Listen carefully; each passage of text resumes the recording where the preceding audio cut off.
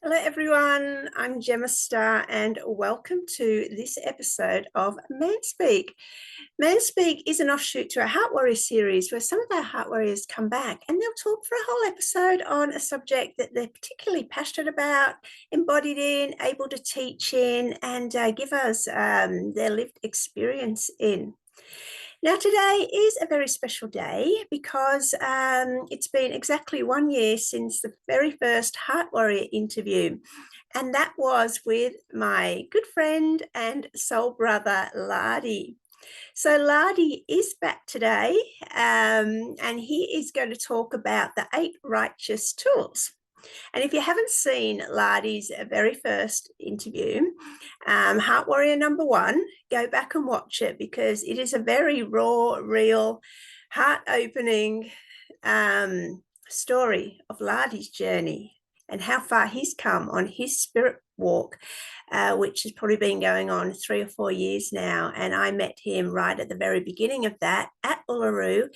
And as I said, we've met up several times since then. And, we do our spirit walks and healing journeys. And sort of we're both energetically there at those sacred places, Uluru being the sacred feminine site, and Katajuda, the sacred masculine site. So, it's all very connected. And you'd be amazed at how far Lardy has come from an ice addict and, in complete emotional destruction to where he is today. So very proud of my soul brother, and may he be an example to us all. So enjoy the episode. Hello, Lardy. Oh my goodness. The last time that we saw each other was Christmas Eve last year at Uluru, after we hung out together for 10 days at Uluru and Katajuda doing spirit walks, healing journeys, all sorts of exciting things. How have you been? Oh my God, that was so good to go back to that sacred place. It's home for me, the heart and Katajuda, and like you said, the spirit walk that we did all through that magnificent sacred place. Incredible. And since I've just been traveling the ancient lands of this beautiful country of ours, Australia, the promised lands, and I've been good, up and down the journey that I've undertaken. This spiritual healing journey is really something else. Because I said in my intro that, for people to go back and watch Heart Warriors #1, which was exactly a year ago. Can you believe that? To hear about your full journey. And that was a very raw, real, emotional interview. And I think with me, I haven't rewatched it. It's sort of weird to go back and watch myself in the old ones, but it was real, just sort of ad lib, just a chat. But it actually set the format for the whole of the Heart Warrior series, which ended up, in retrospect, I can see it's the hero's journey. We kicked off with your childhood. So just in a really brief synopsis of, maybe 5 minutes, if you could just recap, from where you were at your worst to where you are today, just really briefly, and people can go back and watch #1 for the details. Oh my God, from my worst, yeah. Yeah, so before I got the call to go out on this spiritual healing journey, I really did hit rock bottom. I'd spent the previous 10 years with one of my ex partners, and that's where everything started to unfold and go downhill for me. Um, yeah, working and family life, building a home. The moment I signed the papers for the house, my spirit, my soul knew, that was like, oh my God, what have you done? And from there, I spiraled out of control. I got back on the horrible drug, alcohol, and from there, I discovered the horrible again the horrible drug ice, and I got onto that, and I really did spiral out of control. For about 4 or 5 years, and it did take me to the darkest moments of my life, where I gained everything in a short amount of time. In 10 years, we had nothing when we first got together, and we built ourselves up. And she really helped me get myself together and off the alcohol, and having a job, and creating a family, and then building a home, and which was great. But then my spirit, my soul was like, oh, what have you done? And so from there I spiraled out of control, and I hit the drug ice really, really hard, really bad. And it was horrible. It wasn't just horrible for myself, it was horrible for my family as well, and my partner at the time, and my children. To see me go through that, they said it was like watching a slow train wreck happening in that period of time. So to go from that, losing everything, or shall I say, being set free from that lifestyle that I'd created, which was great. And I loved every bit of it, and the good and the bad. I really learned to appreciate the darkest moments of my life. And from there, when I did spiral out of control, and I was sitting across from two police officers in the Bairnsdale police station, who were telling me that you cannot go back to the house that you've just built, you cannot see your child, you cannot talk to your partner, who I knew at the time, in that moment, that everything, or my life as I knew it was over. I got a message that come through from my left side into my heart. And it was a message from spirit, from my ancestors, that said, you need to go on a healing journey to Uluru. So right at the time when I'd lost everything, or set free from everything, and my life was, I knew it was over, a new one had begun in that same exact moment. So it was devastation and also excitement in the same moment, which was really, really interesting to be a part of that. It's so interesting to just crumble the way I did, and spiral out of control. We have the power of creation or destruction. And now that I've been on this healing journey for 3.5 years now, I I can say that I've got true life experience in both the destruction of my life and now recreating my life for the better. I'm creating a better life and a better world for myself, for my family, for my children, friends, and the beautiful souls such as yourself, to see someone go through what I've gone through. Like, you were right there at the beginning when I met you at Uluru, which is incredible. And now here we are, having our second interview, first Heart Warriors and now Man Speak. So um, really, really interesting to see the progress that I have made in the last 3.5 years. Definitely. Thank you. And of course, I know you're off the ice, and you're really sort of healing your physical body. How's all that going? How's the alcohol, the tobacco, all the other vices that you had? Are they like petering out, and you're always in great shape now? Yeah, it's so interesting to live the life that I've lived.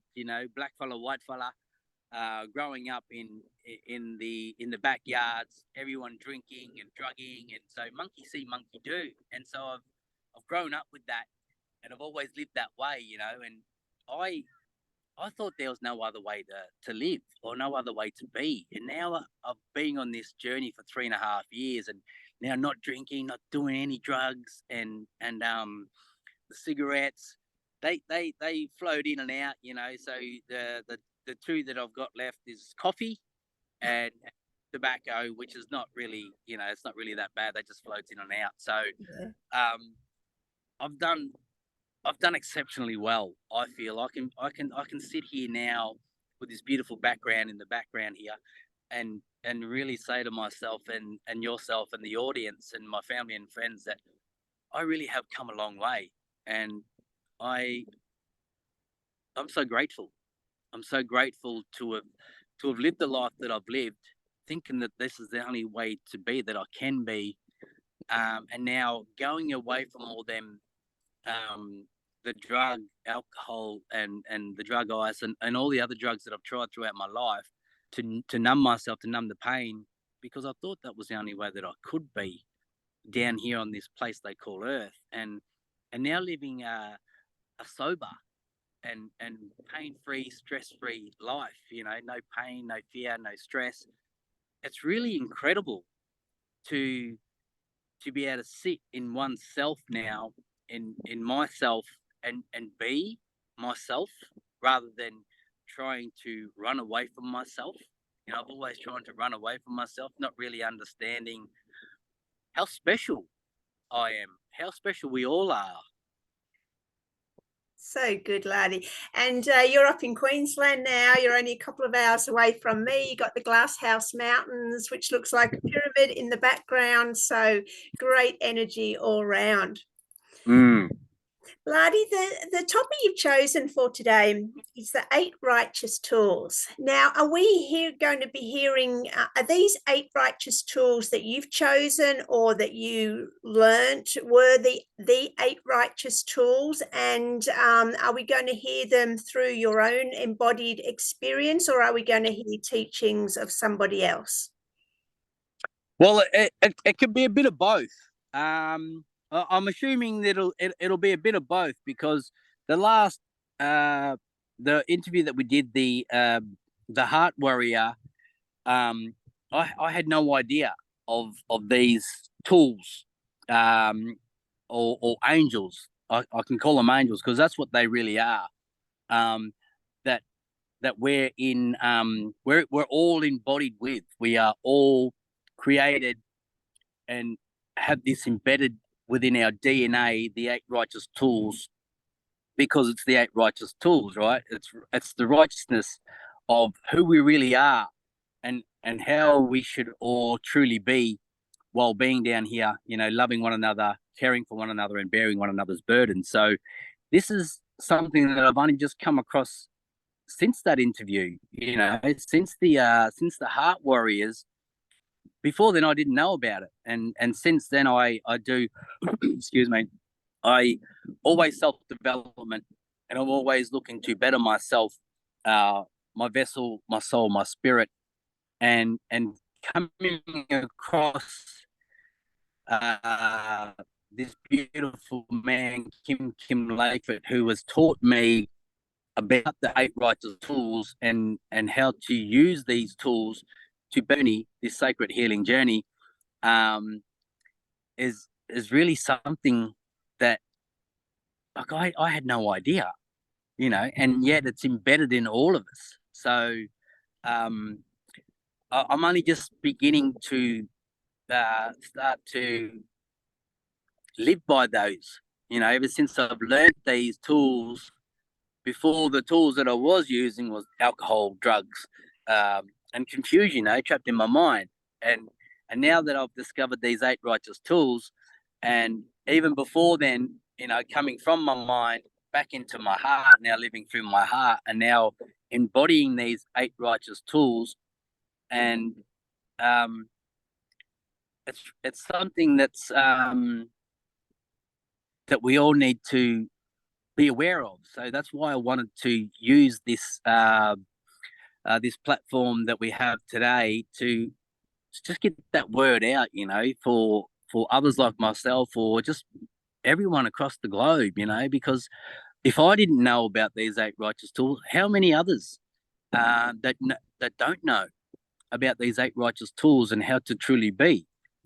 Yeah, so good. I love this because this is your embodied wisdom that you've learned along your journey. All right, I do have them written down, but which one would you like to start with?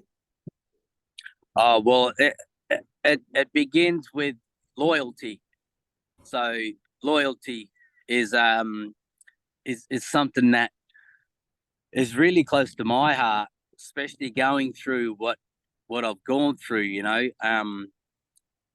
Not much loyalty that I've experienced throughout my life, except when you have man's best friend, right? Your dog. You're the other member of our family, the dog.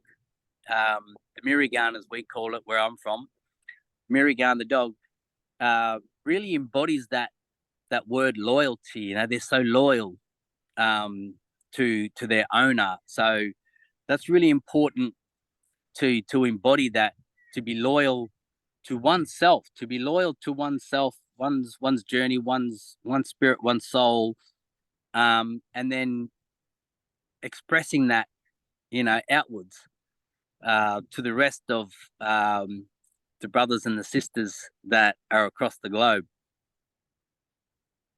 Right. So, what does loyalty to yourself, how does that work? How would you describe loyalty to self?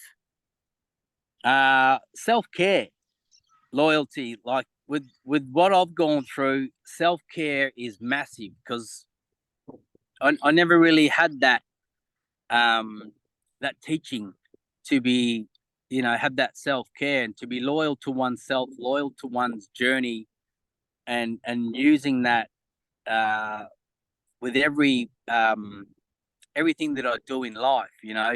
When you heal yourself, you heal the world. So being loyal to myself, making sure that I don't go back to the alcohol and the drugs and all the horrible things that keep me in that dark space that I once was in. Yeah, so good. And obviously, taking good care of yourself physically, mentally, and emotionally, even though we all know it's a bit of a yo-yo journey, but you're actually living it. And all right, so let's expand a bit more into loyalty. What does loyalty between men look like? How does that play out? Um, in, in, in many Right, you're just breaking up, ways, Lardy. Hang on. loyal, you There you must, go. right? Being loyal to mate and loyal to who they are. Hang on, I'm just going to pause. So loyalty to your fellow man, to your mates, or just any man. Being loyal to oneself, because I am you and you are me. So if I am loyal to you, well then I am loyal to me. So and that could work in many ways. Say, let's just say I am a single man and another man has a partner.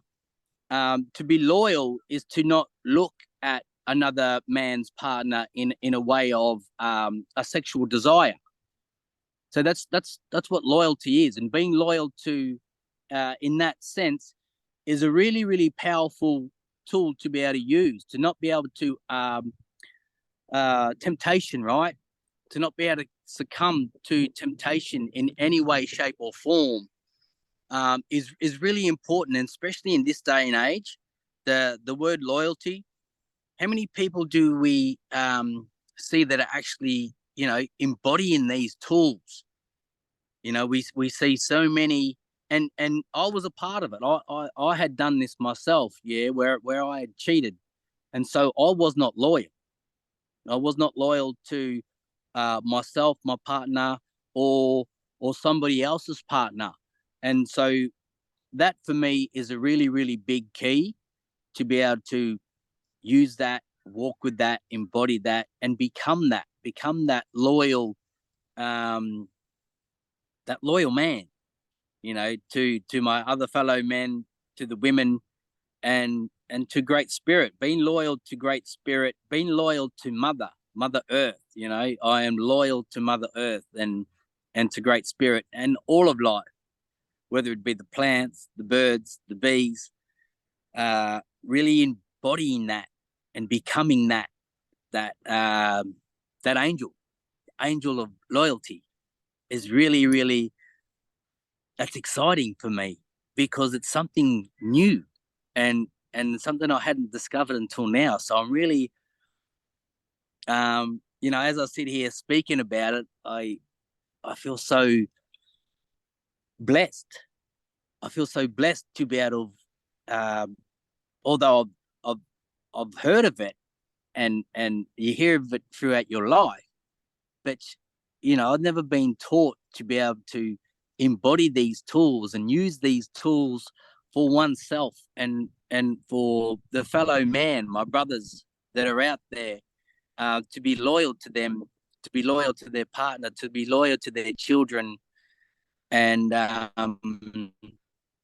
walking with that, heart on your sleeve type thing is really empowering for me. This is great because, as you're saying now, when we're walking this path of loyalty and the other, 7 that we're going to talk about, living a life of virtue and integrity, the gift is always to ourselves, right? Because we feel good about ourselves, and that reflects in everything that we do and say. So it's totally being expressed like that for you now, that you feel blessed that you are embodying these virtues, these tools. Okay, is there anything else to say about loyalty before we move on? Loyalty before we move on, I think we can just leave that there. If we need to come back, we'll come back. If something comes through, I'll mention that if we do get a space throughout the interview. Okay, number 2. So number 2 would be honoring, uh, honoring myself. Now, not drinking and not drugging, and really embodying that, the honor for myself, the honor for my spirit, the honor for my soul, my vessel, honoring mother, honoring father, and great spirit and mother earth, and honoring my mother, the mother that gave birth to me, and all the other mothers that have had a hand in raising me throughout my lifetime. Really honoring them, and embodying that is another another tool, another angel that I never thought that I could actually use in a way of living my life, because I was always me. I'm lost, I'm confused. I've got to do this and I've got to do that to get away from all the pain and all the hurt. And now going through what I've gone through, and sitting where I am now, to be able to just sit in a sacred space of where I am now and honoring this space, honoring this interview that we're having, honoring our connection from all the way back at Uluru in 2020, and really just living by that word, honor. I really love that word, honor, honoring myself and my journey, whether it be the good parts or the not so good parts. I really do honor it, because it's a really powerful tool, really powerful angel to be able to have, to honor oneself first. I always put all these tools into myself first, that from the moment I arise, honoring myself and the beautiful area. I mean, have a look at where I am. This is just incredible. So to be able to just, and this is midwinter, right, in Queensland, so it's probably about, I don't know, 23 degrees or so. It's Celsius, which, I don't know, that's probably 80 Fahrenheit or something, maybe a bit less, but yeah, it's hot. It's winter hot in Queensland. yeah, Queensland, Australia. I'm always following the heat. I love the heat now. So to be able to just sit in this sacred space the way I can now, and really honor it, honor breath, honor spirit, and honor life, honor my life. I really do honor my life now, and it's a beautiful thing to be able to just sit in a sacred space like this and feel silence, and just honor that is a really, really powerful tool to be able to just sit with, when before I couldn't sit in a space like this and honor it and just be a part of this, of what I am, where I am right now, because I am the land, I am the air, because we breathe air. I am the land. We were made up from the land of mud and clay. So to be able to sit on mother and honor father as I breathe in the deep breaths, the holy breath, and just honor being alive, really, really living now. Isn't this amazing? Because what's come to mind now is the shift from life being a curse to life being a blessing. That's massive. That's just everything. When life is a blessing, it's obviously a lot easier. Now, when you said to honor Mother Earth and Father Spirit, what does that look like? I'm still very young in the journey, so I'm still learning how to really embody these tools and to use these tools. It's about, for me, how do I say it? I don't want to say the word conscious, but it's having that spiritual connection, honoring that spiritual connection that we all have, that we all are, because we are spiritual beings having a human experience. We are beings of divine light, and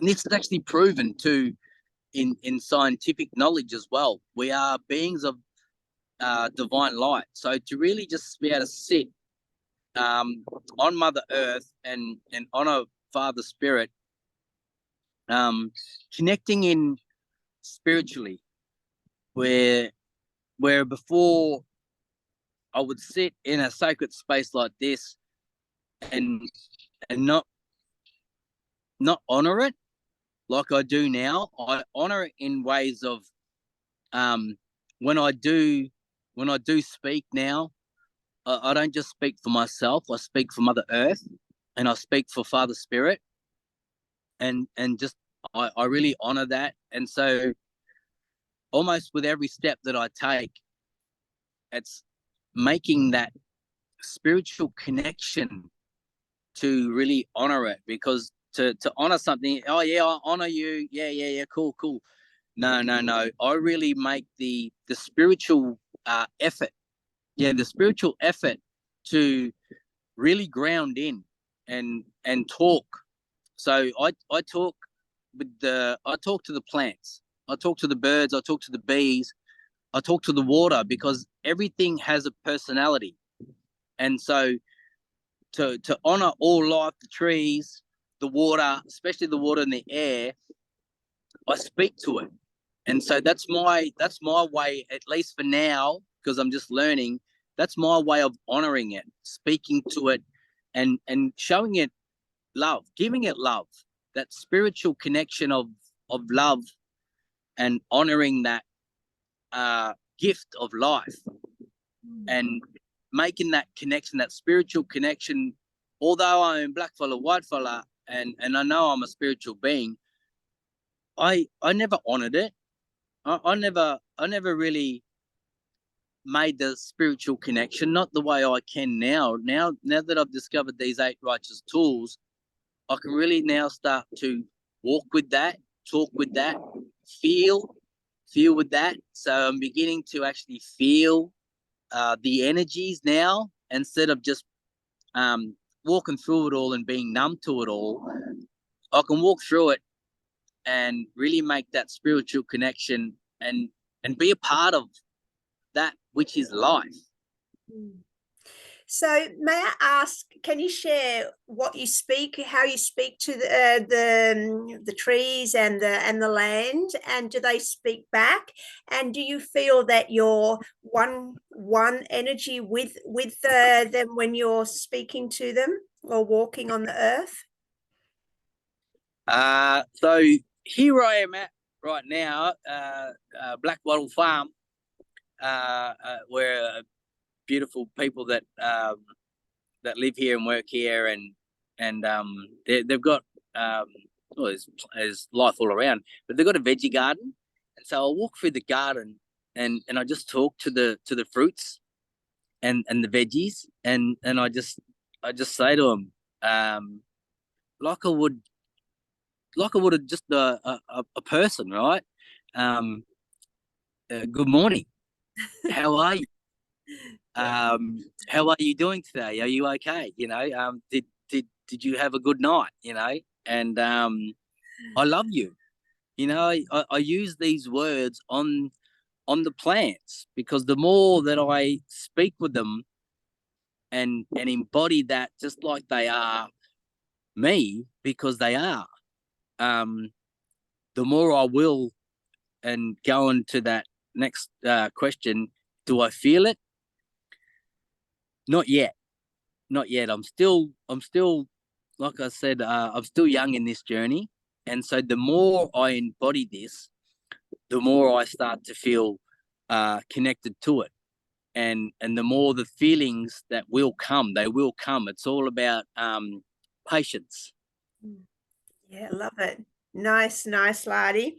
Okay, number 3. Number three, so that's respect.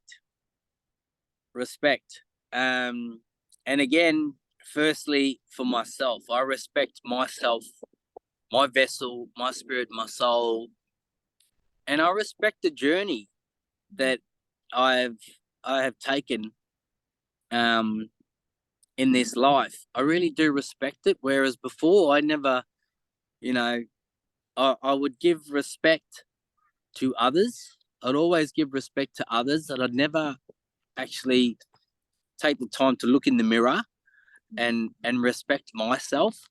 Hence the reason why I did the drinking and the drugging, because I didn't have that self-respect for myself. And so if I don't have that respect for myself, well, then I'm not really respecting the life of others, of my fellow man or woman, or life. So I really make that spiritual connection of respecting myself. So um, I have like a little morning routine, where I get up and I have my iodine and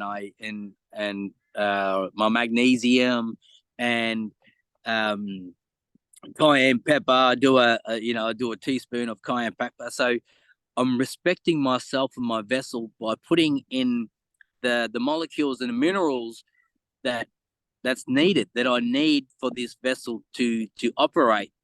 So respecting myself first, and then really allowing that to just blossom and push that outwards towards all life, and especially where I am at the moment. Like it's a beautiful little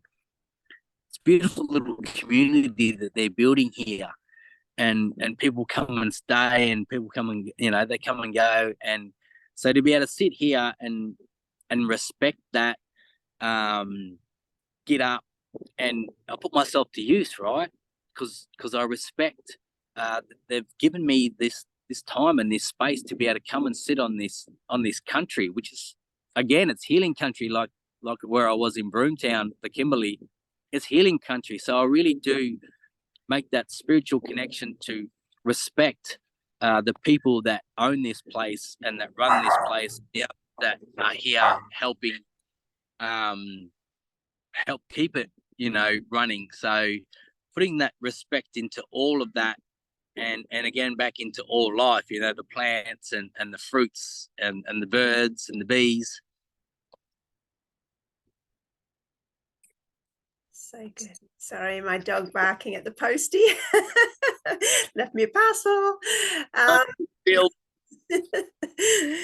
Okay, so yeah, respect. So I mean, loyalty, honor, and respect. There's a lot of overlap there, I would say, right? So the 3 of them, but there is a distinct flavor to each of them. But loyalty, honor, and respect. I mean, yeah, beautiful. All right, shall we move on? Okay, yeah. Morals. So morals, um, again, that's another big one for me, because um, I'm not even sure if I'd, you know, um, used any of them.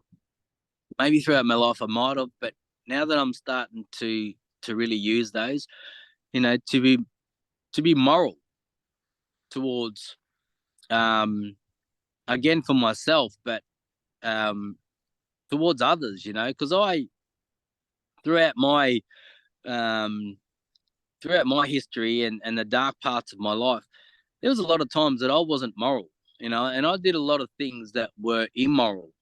They were very immoral, and I heard a lot of people throughout that, being immoral and not really understanding, because of, I'd always number myself out and wipe myself out, and doing things that were immoral is really important to me, to be that moral being, to be moral, What does that and mean? not, What does being moral mean?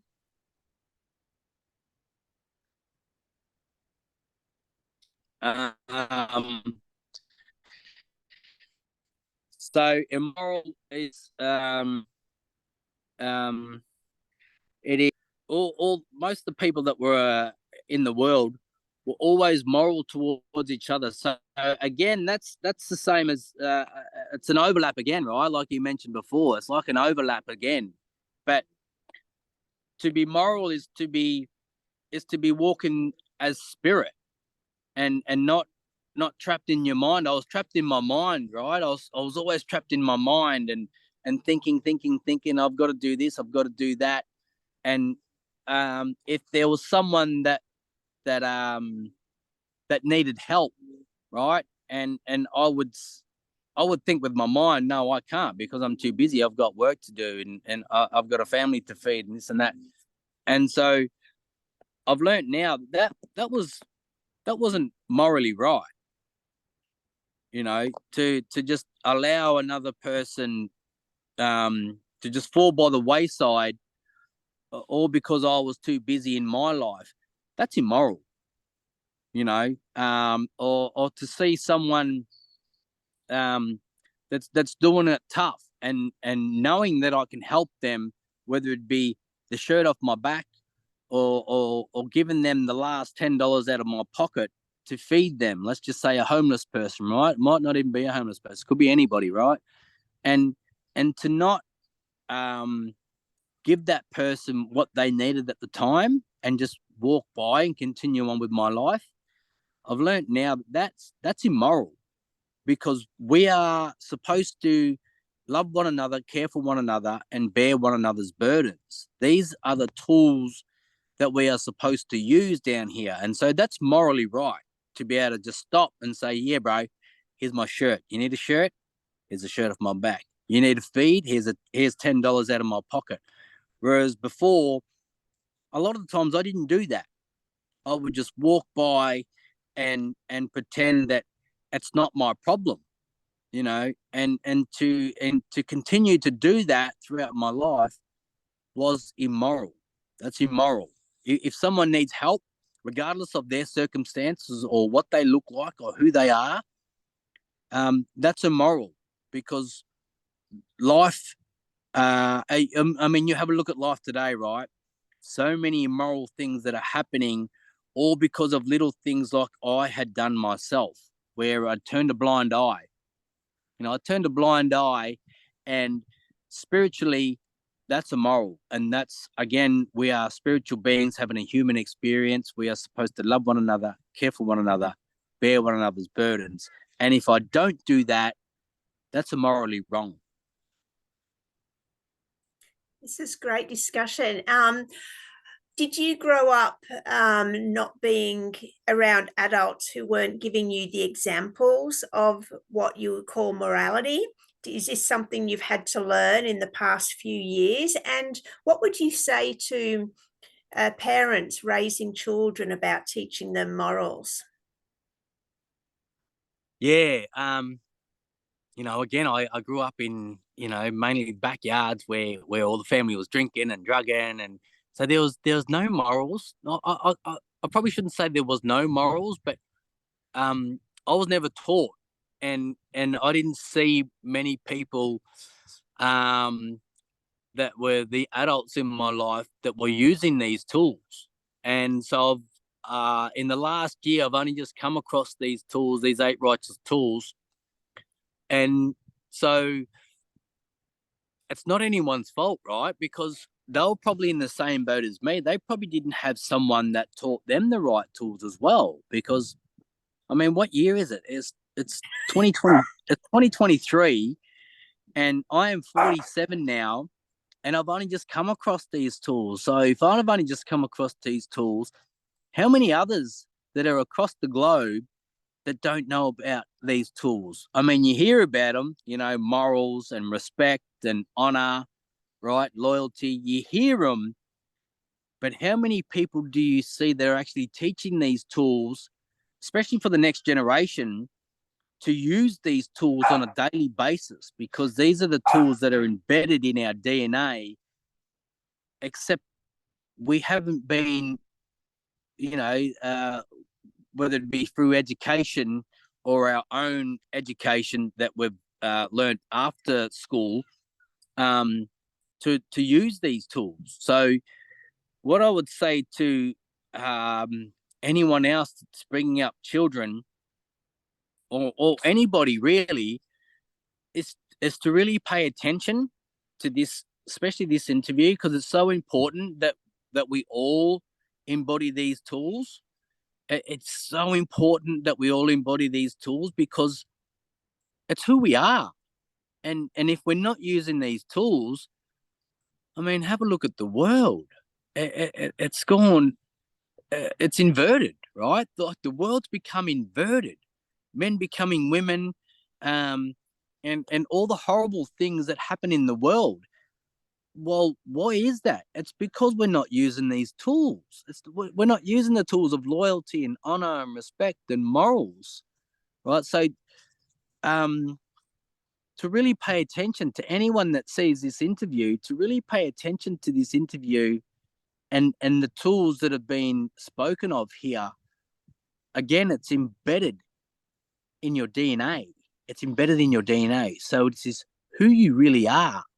It's just that we got educated, we got programmed to think with our mind, and all the tools that I speak of, they all sit in here in your heart, because your heart is your true mind, and your mind is only a mathematical computer to work things out.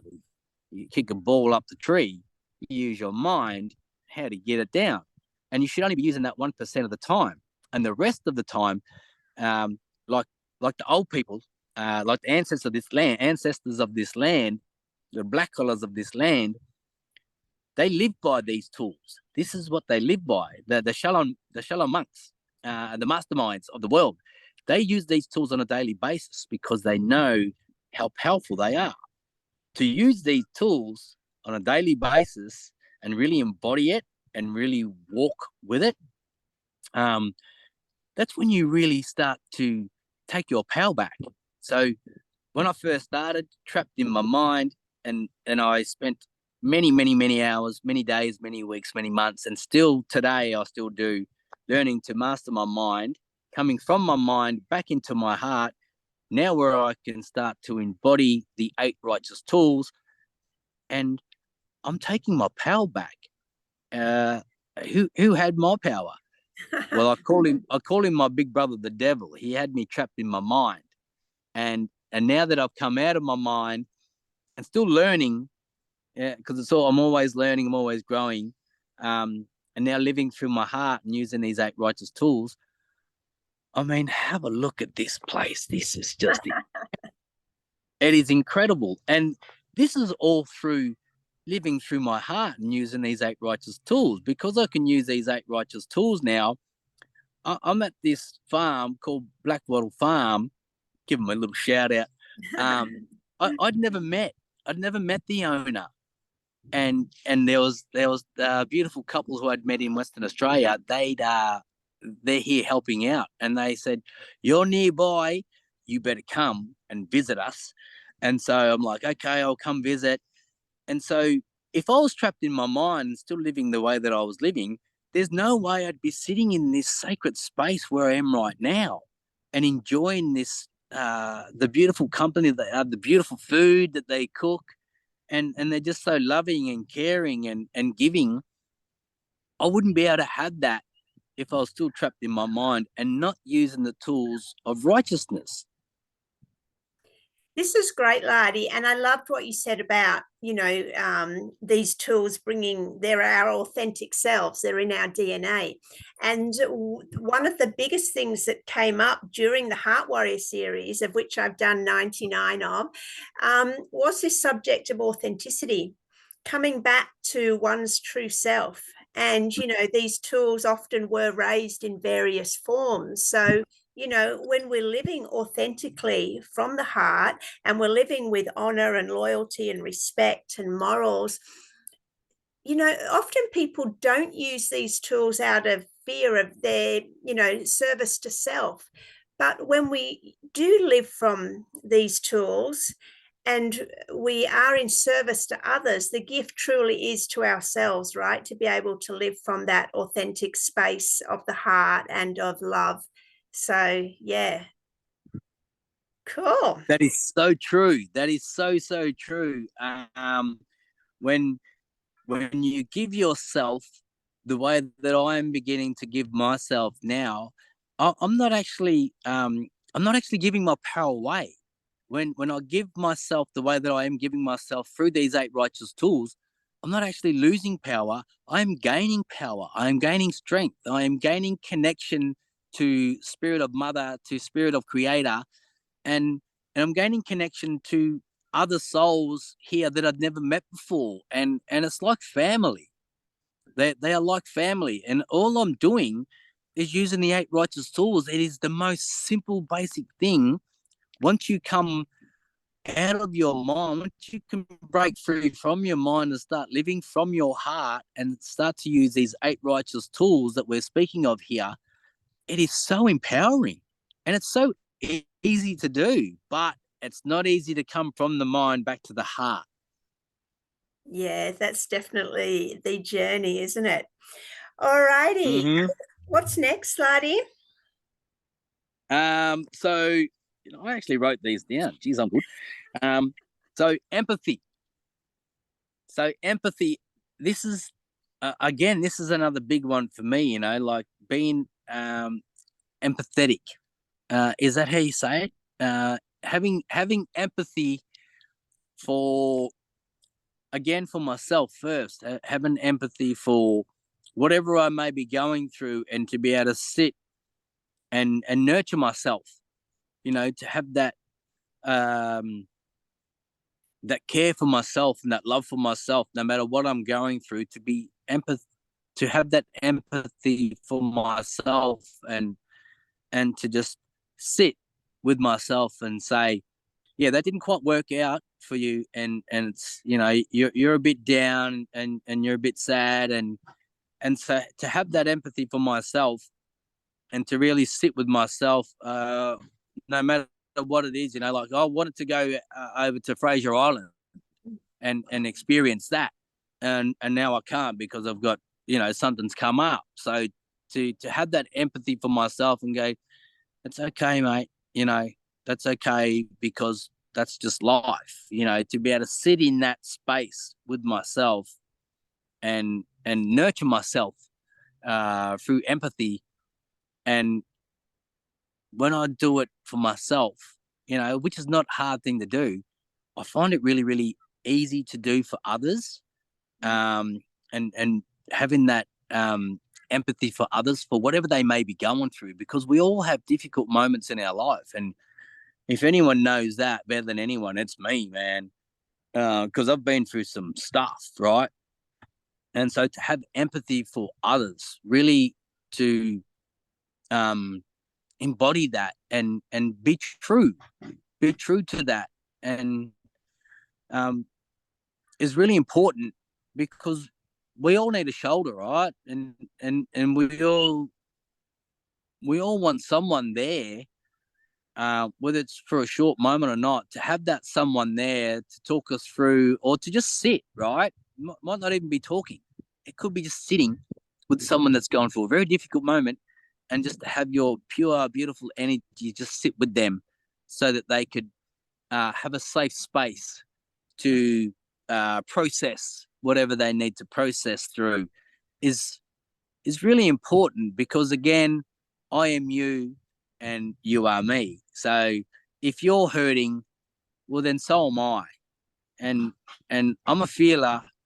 So if someone's gone through something that's might be a little bit horrible, I have a lot of empathy for them because I've gone through it myself. And so to be able to use that tool, firstly again on yourself, and then especially for others, it's really, really empowering, because you lift these people, you lift them up in ways that you couldn't even imagine. And you don't even have to do any work. All you have to do is just offer yourself and a little bit of space, a little bit of time that you may have.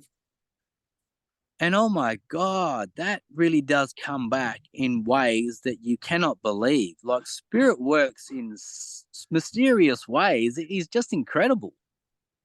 Because everyone likes to be seen, heard, and acknowledged, right?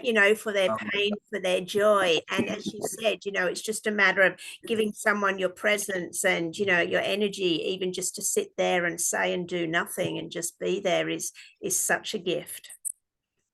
Exactly, because we're not here to do the work for them. We just got to have that empathy for them, to sit in a sacred space with them so that they could eventually figure it out for themselves. And they will. When you walk the way that I do now, after going through what I've gone through, it's so easy to be able to just sit with someone, not say a word, and just offer yourself, and the space that you have, the time that you have, is really, really important. Not just for you, but for them to be able to just learn and grow. And because if I do the work for them, well, then they're not going anywhere.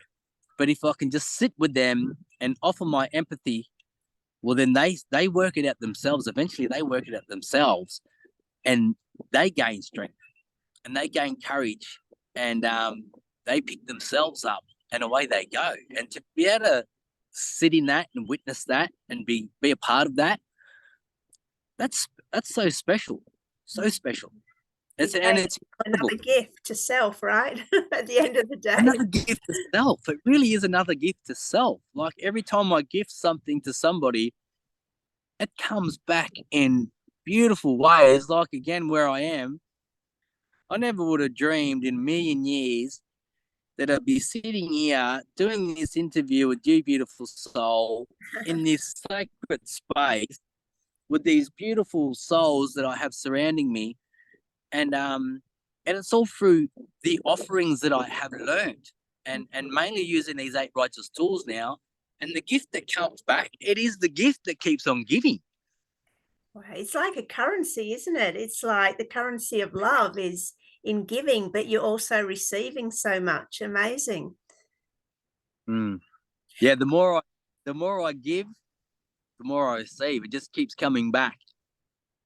Lardy, I think it's really important what you said about self-empathy, empathy for self, because so many people, I imagine, they beat themselves up in this mental narrative if they haven't achieved, what they were expecting to achieve or do or say. And so were you like that at one point in your past? And how did you shift that self-talk from beating yourself up to being self-empathetic? Yeah, you know what? That's a really, really good one. All my life, I'd always beat myself up because I was trapped in my mind, right? Trapped in my mind, trapped in my mind. um, you're worthless, and um, you messed up, and you're this and you're that. It was all negative, negative, negative. And so when I was living in my mind, and instead of being that, having that empathy for myself and nurturing myself, I would continue to just beat myself up, drinking, drugging, and now making the track from my mind into my heart, and now really making that spiritual connection with empathy for myself, it's again, that's not an easy thing to do. You really got to work at it. Like I really worked at it. And I remember when I was in Broome, Western Australia, and the mind would just do circle work over and over and over. My children, my daughter Amani, my mind would not stop. And you're worthless, you messed up, like you're not a really good father. All these negative things would come in. So I never had any empathy for myself or the actual like spiritual healing journey that I'd embarked on. And so I spent a lot of time working on myself, and the mindset that I had or had adopted over the years, I stopped. And because it was just going flat out. And so I made a decision where I said, that's it, no more. We're going to just sit and we're going to process. And I processed and I processed and I watched the mind. I watched it. I watched and watched and watched and watched. And then eventually I was like, hang on a minute. Where are these stories coming from?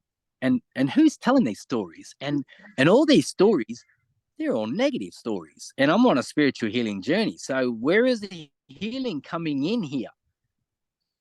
There wasn't any. And so I made a decision where I was like, okay, I'm just going to sit with this day in, day out for as long as it takes. And I still do that daily. So I was in a caravan in Broome and I would just lay there and I would watch the thoughts come through, negative, negative, negative. No, this is not cool. This is not cool. And so I said to myself, okay, there's all these little negative stories coming through and I've got no empathy for myself or anyone else at all. So let's just sit with this, watch the stories. Okay, all these stories are negative stories. Who's telling these stories? It's not me. Well, it was me, but it wasn't me. And so I made a decision where I was like, hang on a minute. We're on a healing journey. So let's heal. And so let's turn this negative story. It was like a loop that was going around and around and around, and all these stories were all negative. So I said to myself, hang on, let's start telling some positive stories. And then through that process of stopping myself and then going, no, from the negative now to the positive, let's tell some positive stories now. And through that process, over and over and over, a lot of work, hours and hours, days and days and weeks and months and years now. It's been a year now. It's been a year now. Oh my God. And so I really made that effort, and I really dedicated myself to change that mindset from the negative of what it was and then pushed it to the positive. And so now I start to tell positive stories. And now through that, I can have empathy. So I've allowed the empathy to come. It's like a flower now, which is starting to blossom. And I can have empathy for myself, for the journey. I can have empathy now for my children and be, have empathy now instead of having negative stories come through. And automatically, after dedication and hours, now automatically I just have empathy. And it just flourishes. It just blossoms. And through the hard work and dedication, it's incredible. Like I never thought anything like this before in my life. And at the time I was 46 and now I'm 47. So in 1 year. This is a key point, Lard. When we understand that we have full control of our minds, and then to come into awareness like you did, well, hang on, if I'm in control of my mind and it's on a negative loop, that means I also have control to make it in a positive loop. And of course, then thoughts affect emotions, which affect actions, which creates our life.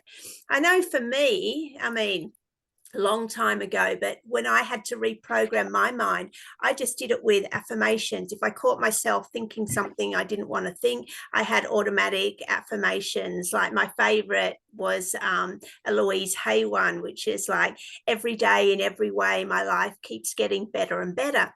And if I was driving alone, I'd sing it out loud, like just really, as soon as I was aware of any negative thoughts, just shift it totally into this affirmation, and it would always work for me. So such an important key, you sharing your experience of how you did it too.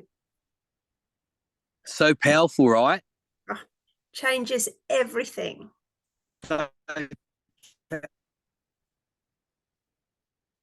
Oops, you there? Can you hear me? Yeah. Yeah, when you can flip it from that negative thought and it comes through, and yeah, I can hear you. All right, keep going, please. Whoops, I think we Can lost you you. hear me? Yeah, I got you now. Yeah, you're right. Okay. It's so powerful to okay. Okay, you got me? Now you're breaking up now. It's so important that you mention that, because it's been so pairing for us all to master our mind. Oh, definitely. It Okay. is the game changer for sure. Just coming into that awareness. And I know the, Got me? yeah, yeah, the book that did it You for got me me. now? Yeah, I can hear you. Yeah. Can you hear me? Mm-hmm. Okay. The book that did it for me, now I was in my early 20s, I was living in the Italian Alps, was Wayne Dyer, Your Erroneous Zones. And I read that book and I was like, what? You can control your thoughts. And ever since then, that was the start of my sort of, like, huge shift and awakening. I was onto it. It just resonated. And ever since then, I just changed, reprogrammed my mind. So it really is a key point, as you're saying. Yeah, that for me is like the can I say it like that? The ultimate to become the mastermind. Uh, Something I'd never even thought of before I started this journey. And now that I'm learning to master my mind and to become the mastermind, that's so important, because if I'm not mastering my mind, well, then who is? Hmm. And like again, I call him my big brother, the devil, because he had me trapped in my mind, and he was telling all these little stories going around and around and around, negative, negative, negatives. And so now I've flipped it from the negative to the positive. I'm gaining control, or gaining control of my mind, and now I tell the stories, and I'm taking my power back. And through taking my power back, well, then I get to live my life, and not a life of drinking or drugging or self doubt, all the negative things that I lived with throughout my 46 years of living down here. And so now this is my first year of gaining control of my mind, and therefore gaining control of my world. Master my mind, master my world, right? So you mentioned the book that you just said.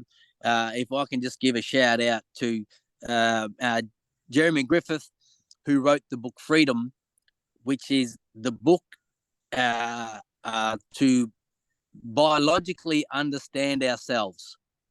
The book Freedom is a very, very important book for all.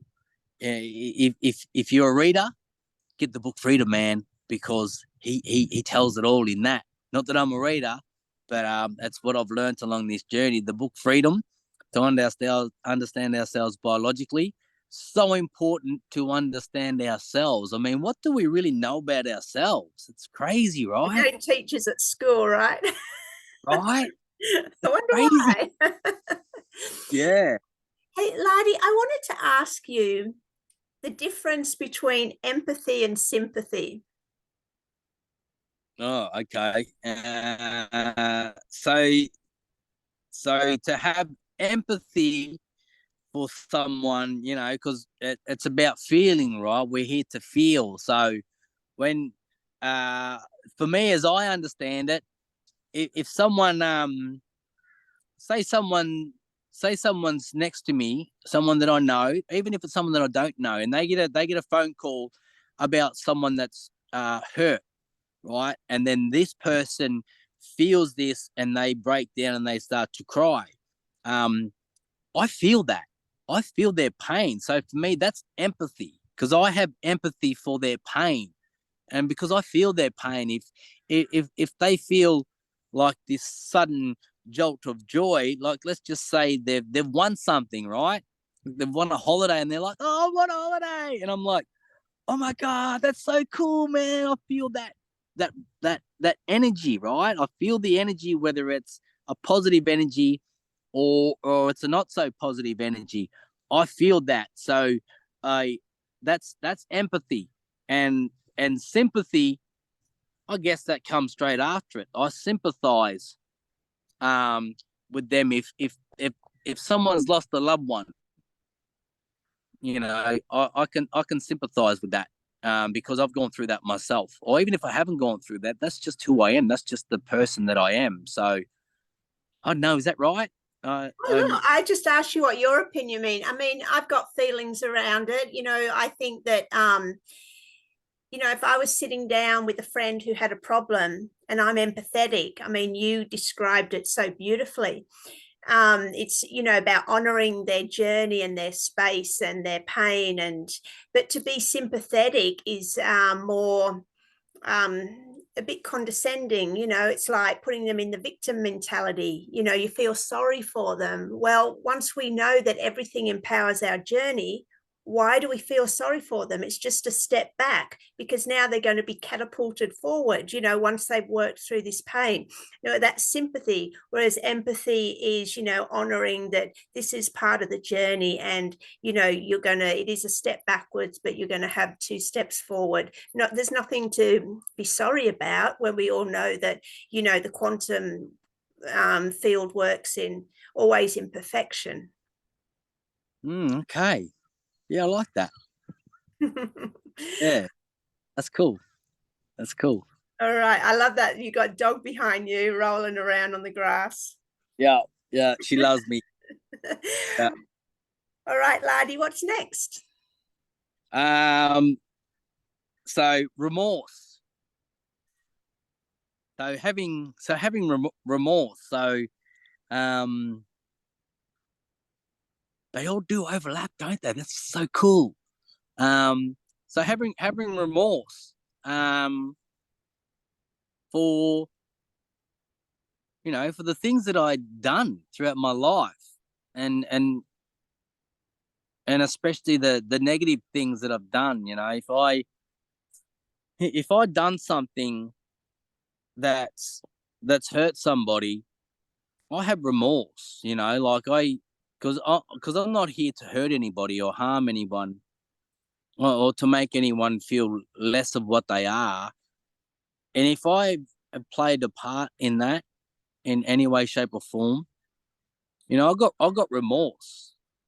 I because I don't know what it really means, or I guess it's just remorse, right? But like I feel that, if I've said something to hurt somebody and it's really hurt them, I feel that, and so I have remorse if I've done something that's not honorable, and that's disrespectful. I have remorse if someone's pulled me up and said, "Hey, this is what's happened because of what you did or what you've said." I can really look in the mirror and go, "Oh, yeah, okay, I see that now, and I feel that." I had the empathetic um, feeling within myself, my person, and so I feel that so deeply that I have remorse. So again, I am you, you are me. If I hurt you, I hurt me. So that's having remorse for the things that we may have done throughout our lives that hurt someone else or something else. If I was to do something and hurt this beautiful creature here, um, I have remorse, man, and that's a really beautiful thing to have, because if I hurt you, that means it hurt me. And so if we have remorse, we're not going to go around hurting one another. We're going to go around loving one another and caring for one another and bearing one another's burdens. You know, if someone's needed a feed and I didn't offer that when I had the opportunity to, well, I'm remorseful for that. I look back at my life now and go, oh my God, I could have done that better. You know, so I have remorse. So, Lardy, when this happens, what do we do? When we're feeling remorse, what do we do? Because it's not a nice feeling. We've got to feel it to heal it. Mm-hmm. So we've got to feel it to heal it, which means if you got to let that feeling come through, right? We got to embody that feeling. You got to really like grab it and just put it in your heart. Put it in your heart, because we get trapped in our mind, right? And I have remorse, and I've hurt this person, and I'm a bad person. I'm this, I'm that. No. Bring that from your mind, put it in your heart, and put it in your heart, like spiritually put it in your heart. Your heart will know what to do, and you say to yourself, you feel it to heal it, feel it to heal it, and really embody that feeling, and really take it on board. Because when you feel it to heal it, the more you do that, well, the more you won't continue to do the things that hurt other people, because you yourself really feel that. And when you put it in your heart, and because your heart is your true mind, and your heart knows what to do with it. So when you spiritually put it into your heart, and you do really feel it to heal it, because that's what you got to do. You got to feel it to heal it, man. If you just brush it aside, it's always going to come back around. That's the laws of karma, right? So you've got to feel it to heal it. We are here to feel. Our superpower is feeling. So when you embody that remorse and go, oh my God, I feel so bad. I said that thing that hurt that person. I did this thing that hurt that dog. You know, when you really embody that feeling and you feel it to heal it, and you turn that into a healing, and when you heal it yourself, you gain strength. And when you put it into your heart, if you continue to do that, which you may continue to do, eventually over time, you'll get better and better and better at it. And so eventually you won't do the things that hurt other people. And if you do, you won't be trapped in your mind, continuing to beat yourself down. Because when you continue to beat yourself down, you're just digging yourself a hole. And you'll keep digging the hole. And again, going back to that leads to other emotions and other feelings. And, oh my God, now I need a drink. Yeah, now I need to numb the pain. I need a bottle of wine now because I've hurt this person, and I've got to escape it. No. The trick is not to escape it. The trick is to feel it, to heal it, and put it into your heart. Your heart knows what to do with it, and dedicate your life. Dedicate your life. Be aware of oneself, of one's surroundings, and the people and the feelings that are happening, because all the outside influences has a major effect on our reality. So when you start to embody that and put those feelings into your heart, which is where they belong, because your heart is so powerful, it starts to just come together, like a symphony. It starts to come together like a symphony, and life begins to blossom and flourish the way that it is for me anyway. And so again, I am you, you are me. So if we continue to walk this path of righteousness and feeling it to heal it, we get better and better at it. We have 5,000 years of DNA damage, and we live in the time of deception for 700 years. So we have been dramatically deceived. So to come out of that, it's going to take a long process. That's why I've been sent on this healing journey, to learn these tools, to better myself, feel it to heal it, and your heart. Your heart is that's like the superpower of who we are. The mind is very powerful, but until you can learn to master it, we continue to hurt ourselves with that, with remorse. It can be very damaging to us if we don't know how to feel it, to heal it, and put it in the safe place, which is our heart. Yeah, so good, Lardy. Where does accountability come into it? If you're feeling remorse for something you've said or done to a person that you are able to get into contact with, where does accountability come in? What do we do in that case? If you can mend it,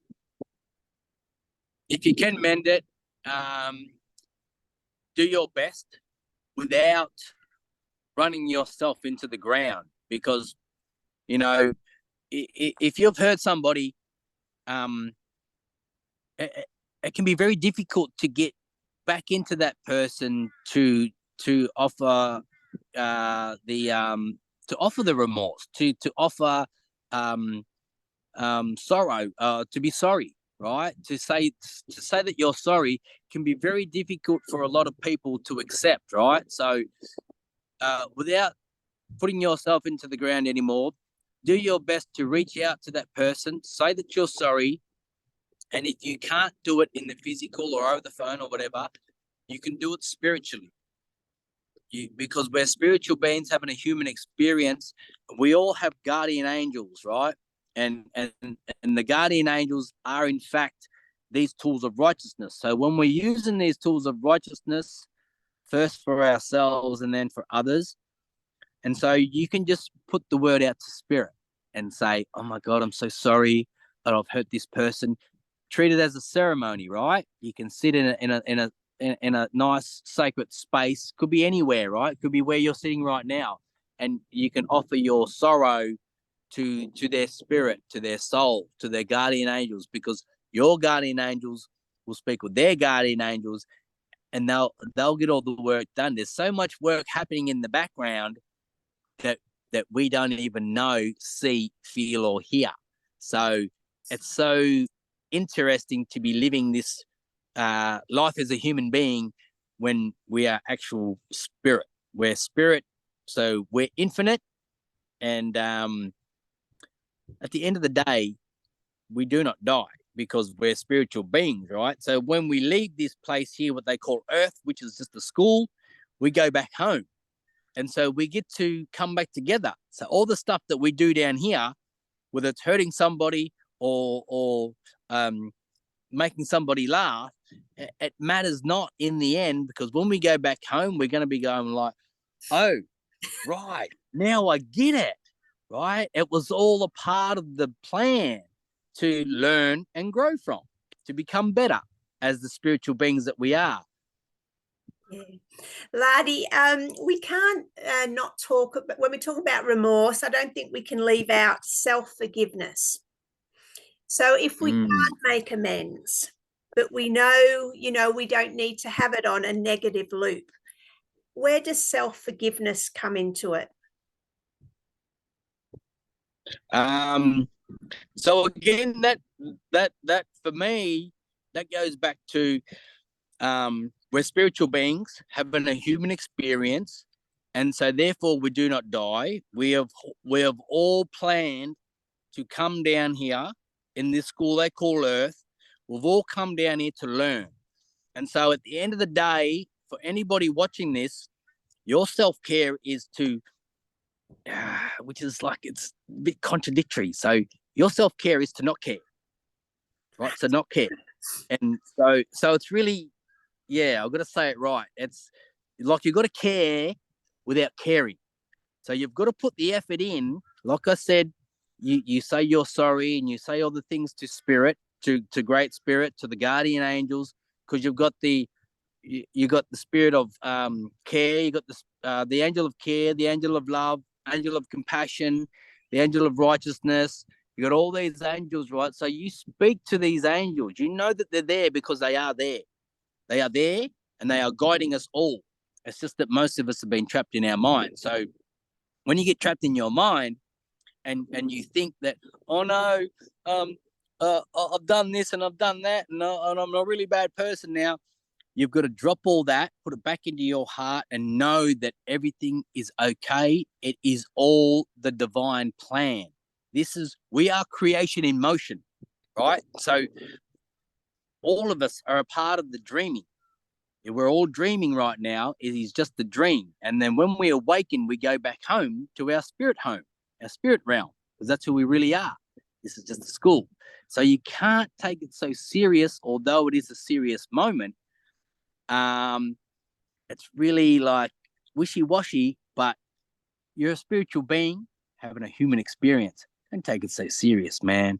We're going to live each day as if it's our last. And so if you spend all your time in here, you know, I messed up, I did this, I did that. Nah, bro. You got to release it all. You got to release everything in this world, man. Release it all. Live each day as if it's your last. And when you come back to your heart and you live the righteous way, all the stuff that you've done throughout your life, whether it be negative or positive, it'll come back in the positive way when you begin to live the righteous way. Yeah, it'll all fall into place. But when you're trapped in your mind, you're going to create more negative. You're going to create more of the darkness. And so when you come back to your heart, it's when you create the light, where I am. Yeah, I come out of the dark and now I am in the light. Yeah, and I've done a lot of things that have hurt a lot of people. And I don't go around going, oh yeah, I did all this and fuck all them. No. Excuse the language. Bugger all them. I don't. No, it's not what I do. I say what I need to say through spirit, and if I can say it through the physical, I will as well, because I have empathy, I have remorse, I have all these things. But self-care, oh my God, that is so important. Self-care is one of the most important. Yes, we've got to be there for our fellow beings, but at the end of the day, if we don't take care of ourselves, we can't take care of them. If we don't love ourselves, we can't love them. If we don't forgive ourselves, we can't forgive them. Great words, Lardy. Thank you. All right. What are we up to? Number 7? Inspiration.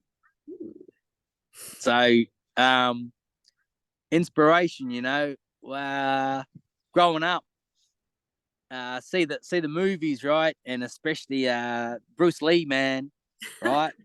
I watch a movie of Bruce Lee, man, back in the day, and it'd be like, yeah, man, I'm Bruce Lee, man. The way he can move, and it was so. He was an inspiration for me, right? I'd watch this incredible man who was a mastermind, by the way, and could move 7 times faster than any human being on earth. Which tells me that I can do the same when I learn to master my mind, right? Because I am you and you are me. We are all the same. We're spiritual beings having a human experience. So I can do the things he can do if I learn to master my mind. So Bruce Lee was a major inspiration for me. And so to have that inspiration is so important, right? Like he gave me so much inspiration as a child growing up, and even still now as a grown ass man. Not that I watch the movies anymore, but I can still picture him in my mind, right? And to me, that's inspiration, man. To be so special and to do the things that he did. I always knew. Well, I always thought anyway. He was born way ahead of his time. That's what I used to say, right? He was born way ahead of his time, and he's an inspiration, not just for me, but for many others, right? He was so, and so to have that in this, especially in this world, and especially in this day and age, to have that inspiration, that's power, right? Like he give me power without even knowing. He might have known, but he might not have known. But he gave me so much power and give me so much inspiration. Not that I knew back then, but I know now to better myself, to master my mind, to become the mastermind, and to become like him. So, and when you watch him in his interviews, like how humble, so humble, right? So he's given me so much inspiration, and in so many different aspects of life I can now start to embody, to master my mind and to become like him, and especially like the old people, right? My ancestors, how humble they are, how beautiful they are, and how loving they are, and how they lived on this land for all these thousands and thousands of years with on this harsh continent of what they call Australia, right? The promised lands. To live like that for so long in this harsh environment, no aircon, no heating, no nothing, right? They just lived. Man, that's inspirational, man. Right? To live the way that they did and for so long, and to leave mother virtually untouched. All they left was a footprint. Man, that's inspirational, man. Right? And so to have that inspiration in life, oh my God, that is so important to have and to be able to embody. And now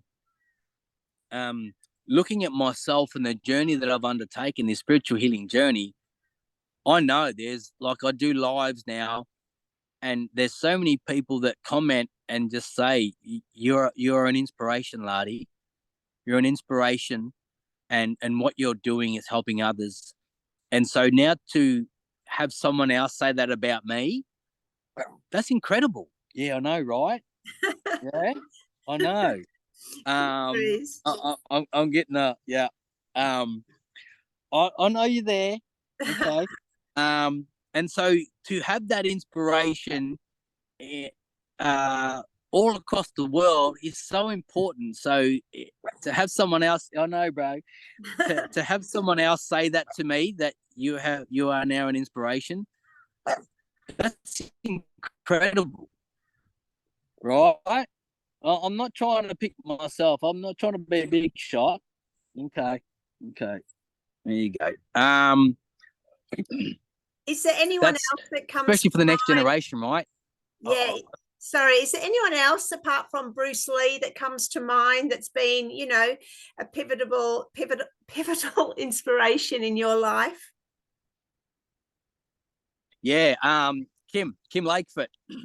Kim Lakefoot has become like the biggest inspiration for me, because he's not only teaching me about these 8 righteous tools. Kim Lakefoot, he's the witness. He's not only teaching me about these 8 righteous tools, he's teaching me how to use them, and he's teaching me so much about myself through not just his own teachings, but through the teachings of Bruce Lipton and Jordan Peterson and like all these great men of renown, right? Like, so through watching Kim and learning from Kim, he is my greatest inspiration, man. Many others, but I've got to mention Kim, because without Kim, I wouldn't have learnt these tools of righteousness. I wouldn't have learnt about the 285,000 chemicals that I create with my third eye. I wouldn't have learnt about the 50 billion volts of electricity that run through the vessel, right? We got 35 trillion cells, 35 trillion intelligent cells, and each cell is 1.4 volt of electricity. So you do the math, it's 50 billion volts of electricity that we have running through our vessel when we light ourselves up, because we're dormant, right? And that's what the witness is here doing, is here to help resurrect humanity back to their primal self, which is another journey that I'm on, right? I'm resurrecting myself through this healing journey that I'm undertaking. And you look at Bruce Lee, he was in his primal state. Who else was in their primal state? Well, it was the blackfellas of the land, right? All the indigenous people before my black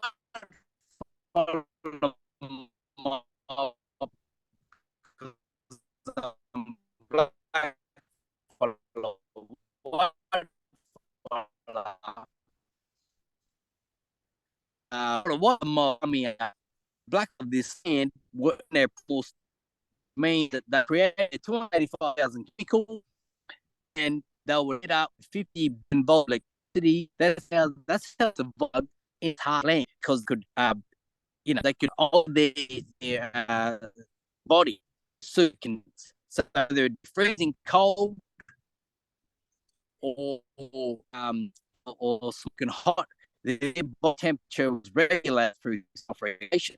Hence the reason the Iceman, right, with hot floors, right, because he's in his primal state. So that's inspirational, man. And that is primal state. This is how we should all be, but we're being programmed and, educated to be where we are today and to not really know ourselves. So, Wim Hof knows himself, Kim knows himself. They're back to their primal self, and they are the greatest inspiration, man, in the world. Me, anyway. That's yeah. They're my inspiration. That's incredible. So good. You did break up a lot during that last segment, just that last what you were saying then. So hopefully most of it came through. Can you hear me okay? Lardy? Lardy, you there? Yeah, I Can you hear me? Okay. All right. Okay. Yeah, I can hear you. Great. I can hear you. All Yeah, I right. can hear you. I got you now. Okay. Number 8. Okay. So encouragement. So encouragement. I lost everything, set free from everything, and in that same moment, I got a message. So I had encouragement from my ancestors. They encouraged me through this message that I'd received into my heart. They encouraged me to go on this sacred spiritual healing journey across the ancient lands of Australia, the promised lands.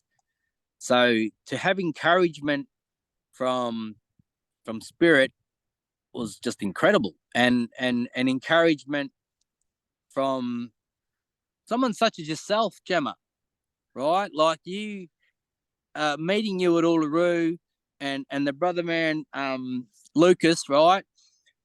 I was encouraged by you, just by meeting you and having the chats that we had. You encouraged me to be on this journey and to continue to do better for myself, right? To continue to learn about myself, to have that encouragement from spirit and from others, right? From your fellow man and woman is so important. It was so, for me, it was like the anchor point, right? To have that encouragement, because when I first set out, I was lost. I was scared. I was afraid. I was alone. If you can remember going back to the first meeting at Uluru, man, I was just an empty shell, You had right? short hair. Right? You had short hair. Yeah.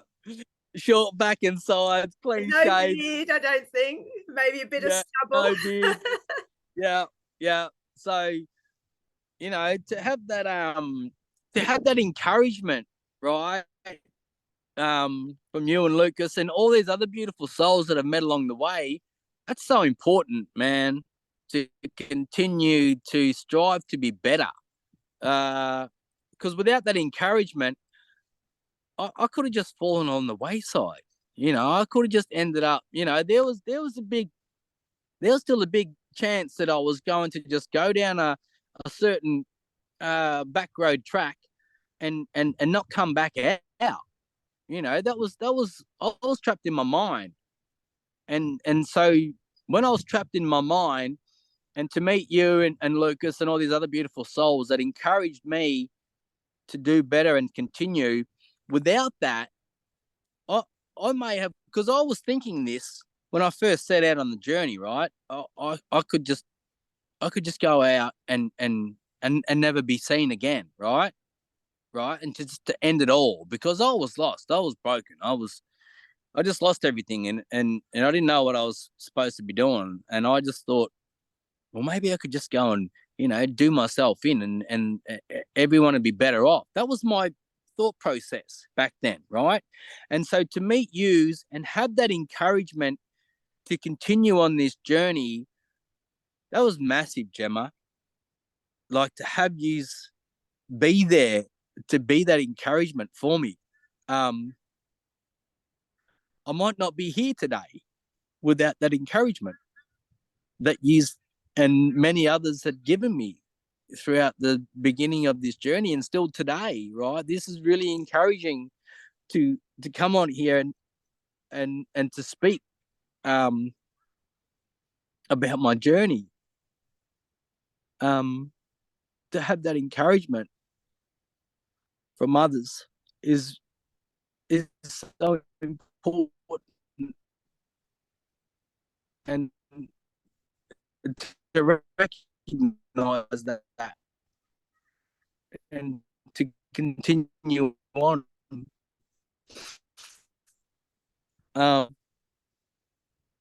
Is really full, really empowering, because it's been 3.5 years now, and obviously I've grown here now. That's so special and needed. Like, it's needed. It was needed for me, needed that encouragement, and you give me that encouragement to continue on, you know, and good for myself, for my family, for my children, my friends, my souls, and my sisters, all of life. And look who I am.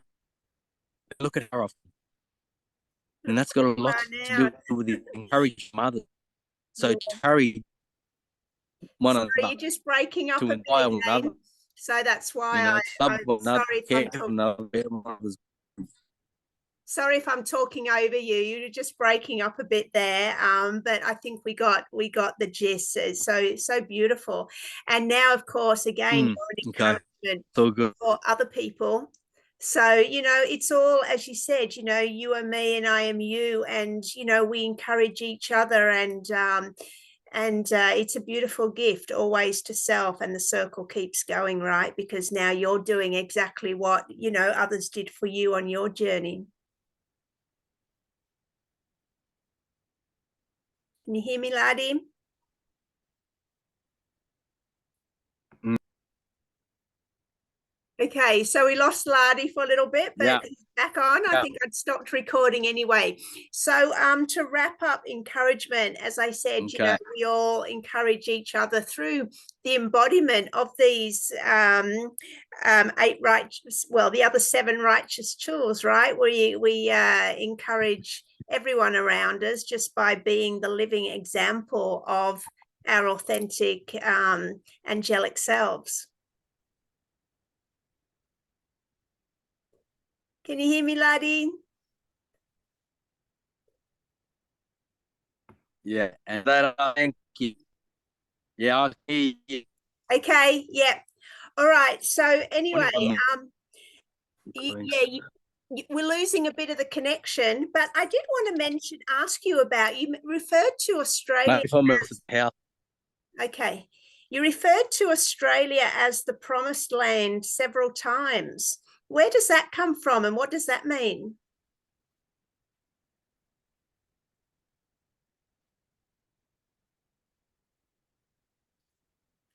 Lardy?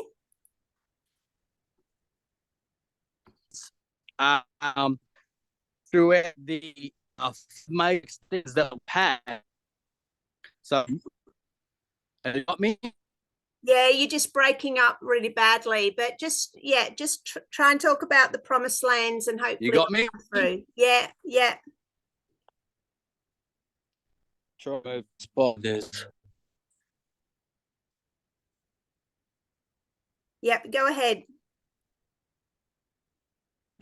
Have you got? Sorry, everyone. Can you hear?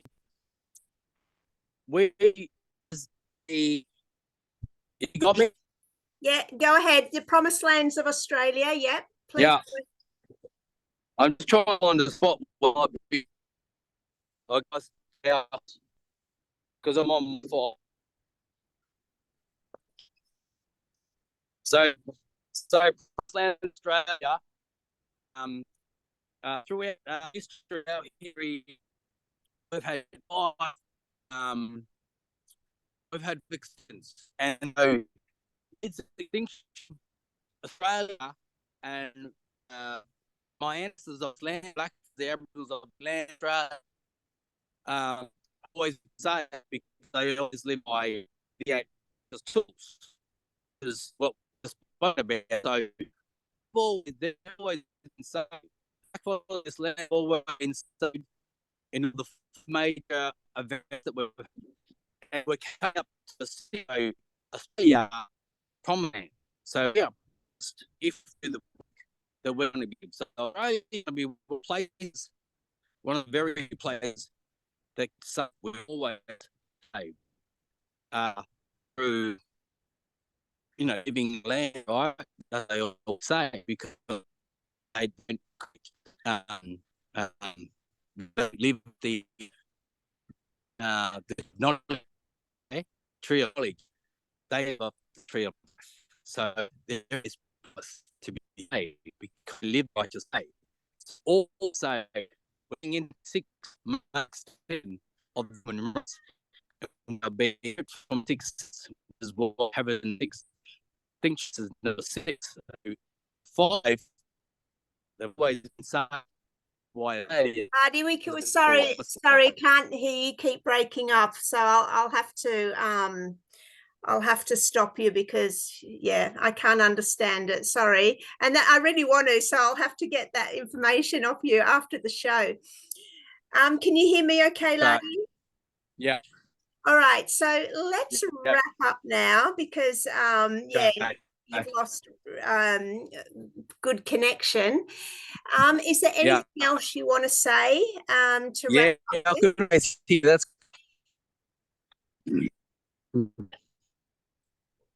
Go ahead.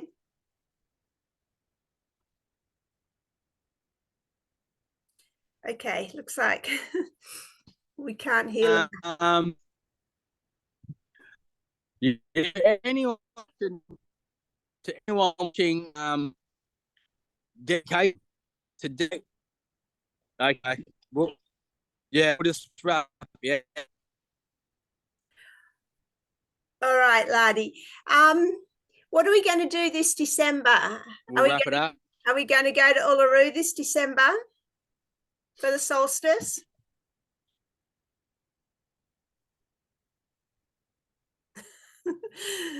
To be decided. All right. Thanks, everyone. Oh my God. I would love, because like I'm on my way around. Oh, I'm going to have to wrap up, Lardy. I'm sorry. Hear? No, we can't hear you. All right, everyone. Thanks for watching. At least forgot my bit anyway. Yeah. Yeah, let's say. Okay. All right. Thanks for watching, everyone. And I'll be back next week with another episode of Man Speak. Thank you, Lardy. If you can hear me, we'll be in touch, of course. And everyone, you can find Lardy on Facebook. He often does his lives on his spirit journey and also shares lots of interesting stuff. So thank you for being here and enjoy. Have a good day. Bye.